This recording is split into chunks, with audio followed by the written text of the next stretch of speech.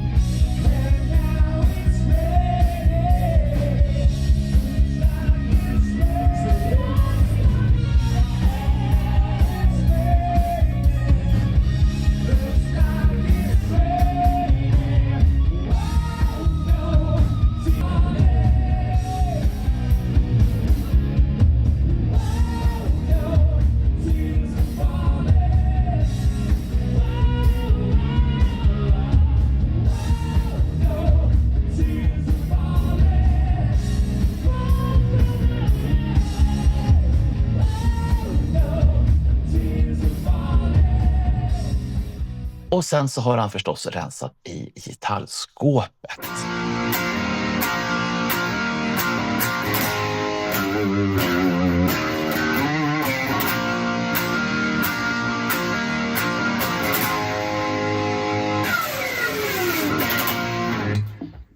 If you're watching this video, you know that I'm offering up a beautiful Koa BC Rich Mockingbird from 1983. Why did I play Shout It Out Loud? Well, if you own this, you're going to be shouting out loud. It's a really beautiful instrument. The grain is gorgeous on this one. And I'll tell you a little bit about it. It has the showers and the bone nut, the brass truss rod cover, strap locks, set up by a very, very well-known repairman here, Bernie Hamburger, who built George Harrison a guitar that has been seen in Guitar World and all. Whoever owned it before me put Duncans in, a nice pair that match. I know one of them is a JB. I'm not sure what the other one is. Original Badass. Most of the electronics are perfect. You know how tricky they can be. I don't bother with the Veritone. But I'll show you a little bit. Like, for example, there's the boost.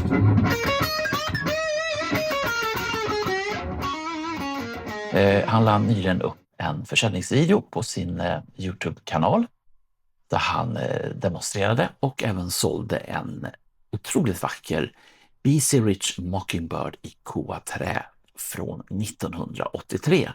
Det är alltså en gitarr som är byggd under BC Rich absoluta guldålder. Handbyggd och ja, den åkte upp på auktionssajten Reverb och gav faktiskt 90 000 spänn. Ett fantastiskt samlarobjekt som någon kommer att få ha i sin nördgrotta. Och sen så går vi till den stora huvudnyheten, nämligen att nu är det officiellt. Universal International och Rolling Stone Germany har rullat ut nästan hela mattan, den röda alltså. Den 30 oktober 2026 så smäller det i Mitsubishi Electric Halle i Düsseldorf i Tyskland. Och det här är ju klassisk mark. Kiss har spelat där i maj 76, 80 och i oktober 84. Eventet kallas för 50 Years of Kiss in Germany Official Fan Celebration. Bandet själva spelar inte, men det gör däremot det ungerska mäktiga coverbandet Kiss Forever Band. Tommy Thayer är bokad till kvällen och kommer vara en featured special guest. Tommy kommer kliva upp på scenen under bandets set och det kommer även erbjudas foto- och signeringstillfällen. Sen så teasar arrangören om en hel del grejer som vi kanske måste återkomma nästa vecka om. Men man kommer att kunna upptäcka en sällsynt Kiss-artefakt. Vad är det? Ja, det får vi fundera på tills nästa veckas Bandjournalen. Det kommer att släppas exklusiva produkter. Det kommer släppas event-merch och någonting som de kallar för limiterade musiksläpp. Och fler överraskningar. Det är väldigt mycket sådär, vad kan det här vara för någonting? Biljetterna kommer i alla fall att släppas den 11 och det är på tisdag. Och efter det datumet, då vet vi väldigt mycket mer. Så ni kan ju redan nu skriva in Bandjournalen nästa söndag för att få det senaste kring den här Tysklandshistorien. Vad det kostar, vad det ger och allt det där. Men jag har redan nu förstått att förhandsintresset bland de svenska fansen att åka till Tyskland är väldigt, väldigt stort. Vi tittar vidare på gästlistan. Vi har Doro Pesch som är Tysklands egen Queen of Metal. 1990 så producerade Gene Simmons hennes soloalbum och hon hyllar honom fortfarande som den bästa producent hon har haft. Andra som kommer på den här tillställningen är Bravo-fotografen Didi Zill. För er som följer ABBA så kan jag säga att han är guden själv när det gäller fotografering av dem. Och han har även fotograferat väldigt mycket Kiss genom åren. Ni som vet, ni vet. Promotorn Ozzy Hoppe är med. Och Julian Gill tog upp det här ämnet i sin egen lilla rant om nya Kiss-grejer. Och han tyckte att det här var ett oerhört starkt kvitto på att Kiss-maskineriet faktiskt fortfarande rullar starkt. Att Tommy Thayer åker på det här knyter bara an till hans egna tankar om sin roll i bandet där han tidigare konstaterat: jag kommer alltid att vara känd som den nya killen, jag är Kiss egen Ronnie Wood. Men min legacy är att jag kom in, jobbade stenhårt och var limmet som höll ihop bandet. Och vi på Bandjournalen, vi lyfter förstås på den icke-existerande hatten. Ja, men då går vi till nästa punkt och det handlar om Let Me Knows egna poddar. Vi har gjort 2 stycken den här veckan. I fredags så kom Christer Gustafssons Hot in the Shade-avsnitt som, men det är som en liten sommarresa. Det handlar om Tyresö på 70-talet med Bregott i håret. Vad fan? Att muta Paul Stanley att signera hans Bara bringa.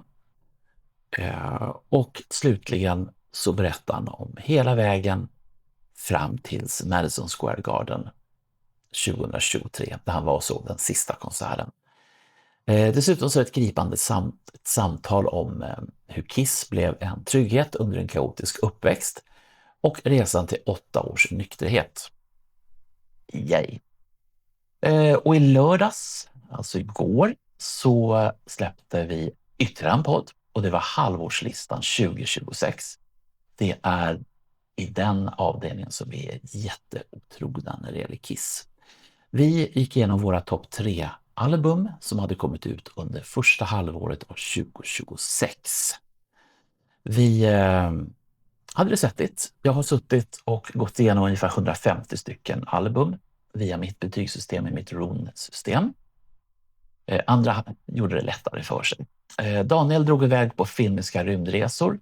Roger bjöd på mörka syntar från Mexiko och Marco, han drabbades av en existentiell 60-årskris mitt i den här avsnittet. Men ett fantastiskt kul avsnitt där vi inte kastar paj på den. Eller gör vi det? Jag vet inte, ni får titta. Det är i alla fall ett fantastiskt avsnitt utav Let Me Know-podden. Och det här kan jag bara säga, det här var allt för idag. Håll i blixtarna, vi syns snart igen. Ha det bäst, hej!